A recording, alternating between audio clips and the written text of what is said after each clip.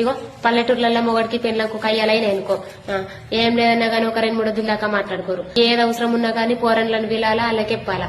ఇక పెళ్ళకి ఏమన్నా అవసరం ఉందనుకో ఎట్లా ఎత్తా తెలుసా, వారు పోడా గడ 500 ఎడకొచ్చిన 5 రోజులు ఇయ్యమంటారా, ఇచ్చేత్తా తీసుకున్నప్పుడు సౌ ఉంటది కానీ ఇచ్చేటప్పుడు సౌ ఉండదా, ఎన్నొద్దులు ఆ అక్క ఊకే నాకు అడుగుతుంది ఇజ్జతే పోతుంది, ఇటు ఇయ్యమని ఇచ్చేత్తా అని అంటారు. పక్కకే ఉంటాడు మొగాడు కానీ మాట్లాడతామా మాట్లాడం.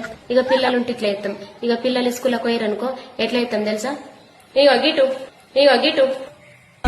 ఓ మనిషి నీకే శక్తిన పడతలేదు. అక్కడ గ్రూప్ లా 1500 ఇయ్యాల, వాళ్ళు కట్టెత్తారట దానికి అది అలుగుతుర్రు ఇయ్యు మళ్ళా దండు కట్టకపోతే. నాకు చెప్పంగా పోతావు, నీకే చెప్పేది ఇచ్చిపోతే ఏమైతుంది, మళ్ళీ ఎటు పోతున్నావు. నా దగ్గర లేవు 1 రూపాయి కూడా నేనియ్యనియ్య.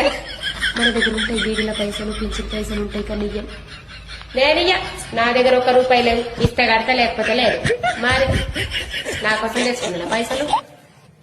ఇక ఇట్లా అన్నామనుకో దేవుడు అంటిస్తారు.